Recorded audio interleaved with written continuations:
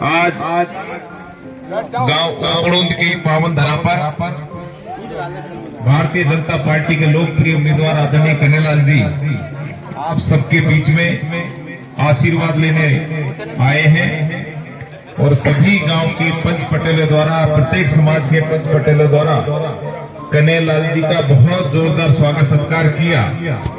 मैं तो बस्ती से यही निवेदन करना चाहूंगा, जिस प्रकार से विधायक के चुनाव में इस गांव के समस्त समाज के लोगों ने मेरे को इतना जबरदस्त आशीर्वाद दिया और आपके आशीर्वाद के बल पर राजस्थान की विधानसभा में जाने का मुझे मौका मिला। मेरे से भी बढ़कर कन्हैयालाल जी को आपको आशीर्वाद देना है, क्योंकि उकड़ून गांव जब तय कर लेता है तो निश्चित रूप से दूर दूर तक मैसेज जाता है, गांव गांव तक मैसेज जाता है। और जब उकड़ून का आशीर्वाद मिल गया तो कन्हैयालाल जी को लोकसभा में जाने से कोई नहीं रोक सकता। इसलिए मैं यह ज्यादा नहीं कह पाऊंगा, आपको तो इतना ही करना है। कन्हैयालाल जी जैसा व्यक्ति, साधारण स्वभाव का व्यक्ति अपन को सांसद मिल नहीं सकता। जो व्यक्ति 4 बार लगातार विधायक बना हो, मंत्री बने हो, 3 बार लगातार सरपंच हो, देख सकते हो कितने पुराने राजनीति में है।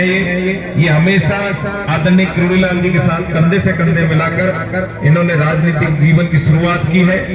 जनता के हितों के लिए जब जब आंदोलन करने की आवश्यकता पड़ी, ये पहले ऐसे मेरा नेता है जो डॉक्टर साहब के साथ कंधे से कंधे मिलाकर उन आंदोलनों में सम्मिलित रहे।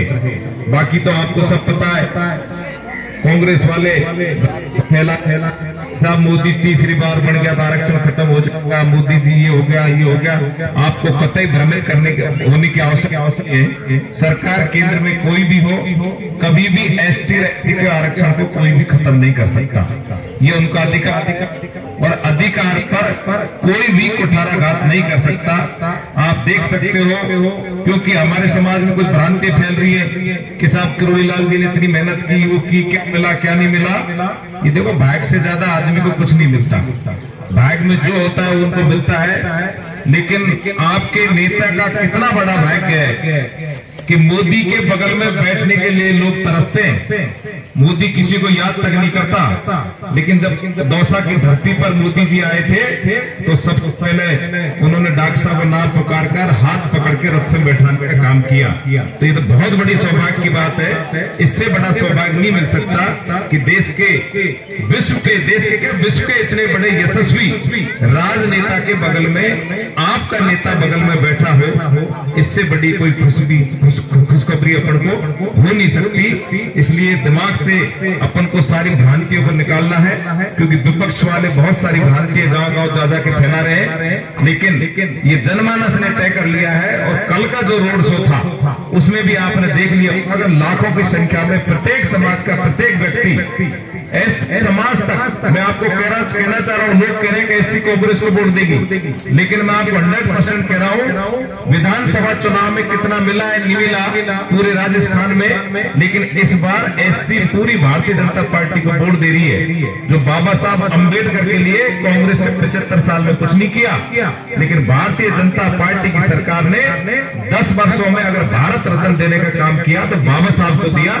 आज तक कांग्रेस ने उनको भारत रत्न नहीं दिया। और जो पैरोल में बनाया अम्बेडकर जी का, वो 75 साल में कांग्रेस ने नहीं बनाया। भारतीय जनता पार्टी, इसी देश के प्रधानमंत्री ने उनका बड़ा स्मारक दिल्ली में बनाने का काम किया है, बहुत जगह बनाने का काम किया है। इसलिए आप इन चीजों को कतई दिमाग से बिल्कुल निकाल दो। और अपनी शक्ति है, शक्ति के आगे कोई भी सरकार हो उसको झुकना पड़ता है। अपने आरक्षण की आज किसी भी सूरत में नहीं आएगी। अपना आरक्षण हमेशा आगे बढ़ता रहेगा।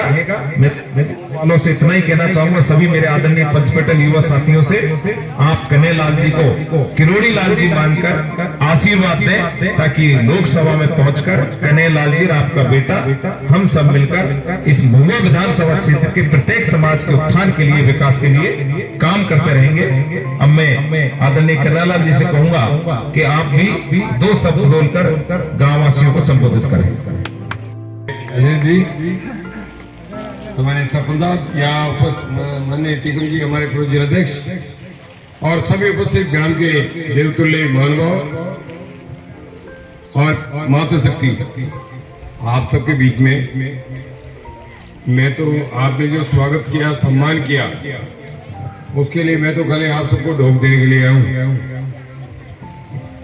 आपका आशीर्वाद लेने आया हूँ कि आप 19 तारीख को आपका आशीर्वाद कमल के फूल वाला बटन दबा और आशीर्वाद दे दो। आप आशीर्वाद देने के बाद में अभी क्या मैं ज्यादा मैं कहूँगा ये कर दूंगा, ये कर दूंगा, ये तो ठीक नहीं, क्योंकि आप लोग कहोगे तो वोट लेने के लिए बोल रहे हैं, इसलिए मैं ये तो बोलूंगा नहीं। ये आरक्षण खत्म करने वाली जो बात है, ये 5 दिन हो रहे, 17 तारीख तक। ये कांग्रेस वाले 35 साल से मैं देख रहा हूँ। अगर 2004 में अटल जी 20 साल के लिए बढ़ाए और उसके बढ़ाने के बाद में अभी 2019 में मोदी जी ने बढ़ा दिया, तो खत्म करने वाली बात क्या है? अब तो ये कहो कि इसको बढ़ाओ। कांग्रेस ने जो आज यहाँ तो आकर के कहते हैं खत्म हो रहे हैं, तो खत्म होने के बाद लोकसभा में नहीं बोली आपने? लोकसभा में उनके सांसद तो है ना, तो बोलते तो सही में एक आदमी भी क्या एक भी आदमी नहीं बोला। ये आकर के भ्रमित करने का काम करते हैं, ये बहकाने का काम करते हैं। आरक्षण आज खत्म हो और कल खत्म हो। अगर आरक्षण खत्म होने की थोड़ी सी भी चिंगारी लगे तो सबसे पहले किसको पता लगेगा? नहीं, किसको पता लगेगा? किरोड़ीलाल जी, किरोड़ीलाल जी पता लगेगा। अगर किरोड़ीलाल जी पता लग जाए तो वो कोई पार्टी देखे ना आर्टी देखे, इतनी देर में आग में कोई कूद सकता है, तो यही व्यक्ति है जो कूद सकता है, डॉक्टर किरोड़ीलाल जी, और कोई कूदने वाला नहीं है। हम लोग भी पीछे हैं, उनके पीछे रह जाते हैं। इसलिए ऐसे आरक्षण वाली बात तो डॉक्टर साहब को जितना पता नहीं सपने में आ जाता है। अगर 1 वर्ष पहले बाद में काम होने वाला है ना, वो भी पता पड़ जाता है उनको, पब्लिक को तो बाद में पता लगता है। ये बिल्कुल भ्रमित करने वाली, लोगों को बहकाने वाली बात है, ये कतई नहीं। हम लोग इस भ्रमित में रह करके गलत काम निर्णय कर लेते हैं। मैं चाहूंगा कि आप सब लोग देखिए, राज अभी यहाँ राजस्थान में बीजेपी का है, वहाँ मोदी जी प्रधानमंत्री बनेंगे, राज दोनों है। कोटा विधायक का भी आता है, कोटा एमएलए का भी आता है, एमपी का भी आता है, लेकिन एमपी का कोटा, विधायक का कोटा, इनसे बहुत कम पैसा होता है। इस पैसे से काम नहीं चलवाना है। अगर हमारे यहाँ के क्षेत्र में विधायक और आप अगर एमपी बढ़ाते हो तो एमपी मिलकर के अगर काम करने का, तो इससे पता नहीं कितने गुना पैसा आपके क्षेत्र में आ सकता है और बहुत खर्चा हो सकता है। इसलिए मैं चाहूंगा कि आप सबको आशीर्वाद रखना, आशीर्वाद दो 19 को। बस मैं इतना ही कहते हुए आपने स्वागत सम्मान किया, उसके लिए पूरे आप सबका बहुत बहुत आभार, बहुत बहुत धन्यवाद।